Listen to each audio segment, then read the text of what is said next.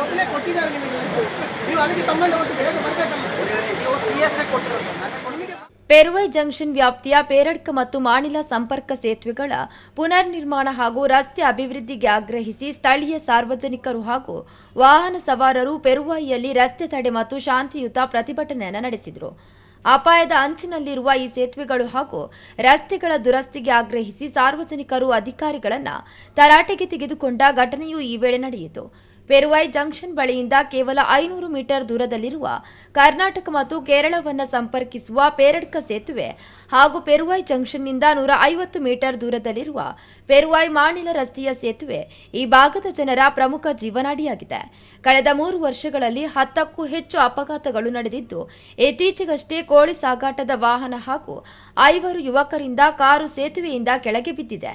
ಅಪಾಯಕಾರಿ ತಿರುವಿನಲ್ಲಿರುವ ವಿದ್ಯುತ್ ಕಂಬಕ್ಕೆ ಡಿಕ್ಕಿ ಹೊಡೆದು ಹಲವು ಅಪಘಾತಗಳು ನಡೆದಿದ್ದು, ವಾಹನಗಳು ನಜ್ಜುಗುಜ್ಜಾಗಿವೆ. ದೊಡ್ಡ ದುರಂತ ಸಂಭವಿಸುವ ಮುನ್ನ ಇಲಾಖೆಯು ಎಚ್ಚೆತ್ತುಕೊಳ್ಳಬೇಕು ಎಂದು ಪ್ರತಿಭಟನಾಕಾರರು ಆಗ್ರಹಿಸಿದರು. ಪ್ರತಿಭಟನೆಯ ತೀವ್ರತೆ ಅರಿತು ಸ್ಥಳಕ್ಕೆ ಆಗಮಿಸಿದ ಜಿಲ್ಲಾ ಪಂಚಾಯತ್ ಬಂಟ್ವಾಳ ವಿಭಾಗದ ಇಂಜಿನಿಯರ್ ತಾರನಾಥ್ ಮತ್ತು ಮಂಗಳೂರು ವಿಭಾಗದ ಇಂಜಿನಿಯರ್ ವೇಣುಗೋಪಾಲ್ ಅವರನ್ನ ಪ್ರತಿಭಟನಾಕಾರರು ಮುತ್ತಿಗೆ ಹಾಕಿ ತೀವ್ರವಾಗಿ ತರಾಟೆಗೆ ತೆಗೆದುಕೊಂಡರು. ಕೆಲ ದಿನಗಳ ಹಿಂದೆ ನೀಡಿದ್ದ ಗಡುವಿಗೆ ಕೇವಲ 1 ಲೋಡ್ ಕೆಂಪು ಕಲ್ಲುಗಳನ್ನು ತಂದು ಸುರಿದಿರುವುದಕ್ಕೆ ಸಾರ್ವಜನಿಕರು ತೀವ್ರ ಆಕ್ರೋಶವನ್ನು ವ್ಯಕ್ತಪಡಿಸಿದರು.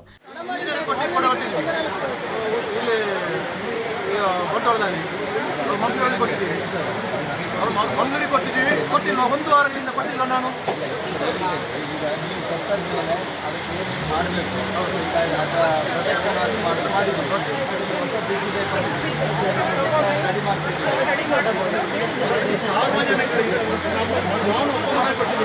ಎಲ್ಲ ಸಾರ್ವಜನಿಕರ ಪರವಾಗಿ ಇಲ್ಲಿ ಬಂದು ತಗೊಳ್ಳುವಂಥದ್ದು.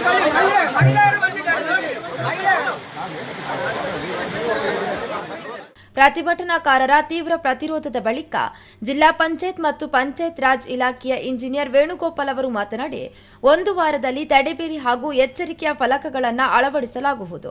15 ದಿನದ ಒಳಗಾಗಿ ತಡೆಗೋಡೆ ಕಾಮಗಾರಿಯನ್ನ ಆರಂಭಿಸುತ್ತೇವೆ ಎಂದು ಭರವಸೆಯನ್ನು ನೀಡಿದರು. ಈ ವೇಳೆ ಲೋಕೋಪಯೋಗಿ ಇಲಾಖೆಯ ಇಂಜಿನಿಯರ್ ಅವಿನಾಶ್ ಮತ್ತು ಪ್ರಮುಖರಾದ ಯತೀಶ್ ಪೆರುವಾಯಿ, ಗೋಪಾಲಕೃಷ್ಣ ಶೆಟ್ಟಿ ಸೇನೆರಪಾಲು, ಗಣೇಶ್ ಭಟ್ ದೇಲಂತ ಮಜರು, ಮಂಜುನಾಥ್ ಆಚಾರ್ಯ ಅಶ್ವತ್ಥನಗರ, ಮೋಕ್ಷಿತ್ ಪೆರುವಾಯಿ, ಪ್ರಭಾಕರ ಶೆಟ್ಟಿ ಕುಳಾಯಿತ್ಮಾರ್, ವಿನೀತ್ ಶೆಟ್ಟಿ ಕಾನ, ಅಶೋಕ್ ಮಾಣಿಲ, ಎಂ ಮಹಾಬಲ ಭಟ್ ಮುರುವ ಸೇರಿದಂತೆ ಹಲವು ಗ್ರಾಮಸ್ಥರು ಉಪಸ್ಥಿತರಿದ್ದರು. ಪೆರುವೈ ಜಂಕ್ಷನ್ ನಿಂದ 500 ಮೀಟರ್ ದೂರದಲ್ಲಿ ಪೇರಡ್ಕದ ಕರ್ನಾಟಕ ಕೇರಳ ಸಂಪರ್ಕ ಸೇತುವೆ ಹಾಗೂ ಪೆರುವೈ ಜಂಕ್ಷನ್ ನಿಂದ 150 ಮೀಟರ್ ದೂರದಲ್ಲಿರುವ ಪೆರುವೈ ಮಾಣಿಲ ರಸ್ತೆಯಲ್ಲಿರುವ ಸೇತುವೆ ಹಲವು ದಶಕಗಳ ಹಿಂದೆ ನಿರ್ಮಾಣಗೊಂಡಿದ್ದು, ಪ್ರಸ್ತುತ ಅತ್ಯಂತ ಹಳೆಯದಾಗಿ ಮತ್ತು ಕಿರಿದಾಗಿ ಸಾರ್ವಜನಿಕರ ಜೀವಕ್ಕೆ ಅಪಾಯಕಾರಿಯಾಗಿವೆ. ಪ್ರತಿದಿನ 100 ವಾಹನಗಳು, ಶಾಲಾ ಕಾಲೇಜು ವಿದ್ಯಾರ್ಥಿಗಳು, ಉದ್ಯೋಗಿಗಳು, ಕೃಷಿಕರು, ವ್ಯಾಪಾರಸ್ಥರು ಹಾಗೂ ಸಾರ್ವಜನಿಕರು ಈ ರಸ್ತೆಯನ್ನು ಅವಲಂಬಿಸಿಕೊಂಡಿದ್ದಾರೆ. ಸೇತುವೆಗಳು ನಿರ್ಮಾಣಗೊಂಡ ಸಮಯದಲ್ಲಿದ್ದ ವಾಹನ ಸಂಚಾರಕ್ಕಿಂತ ಇಂದು ಹಲವು ಪಟ್ಟು ಹೆಚ್ಚು ವಾಹನಗಳು ಸಂಚರಿಸುತ್ತಿವೆ. ಆದರೆ ಸೇತುವೆಗಳ ಅಗಲ ಮತ್ತು ರಸ್ತೆ ವಿನ್ಯಾಸದಲ್ಲಿ ಯಾವುದೇ ಮಹತ್ವದ ಸುಧಾರಣೆ ಆಗಿಲ್ಲ. ಪರಿಣಾಮವಾಗಿ 2 ವಾಹನಗಳು ಎದುರು ಬದುರು ಬಂದಾಗ ವಾಹನ ಸವಾರರು ಜೀವಭಯದಲ್ಲಿ ಸಂಚರಿಸಬೇಕಾದ ಪರಿಸ್ಥಿತಿ ನಿರ್ಮಾಣವಾಗಿವೆ.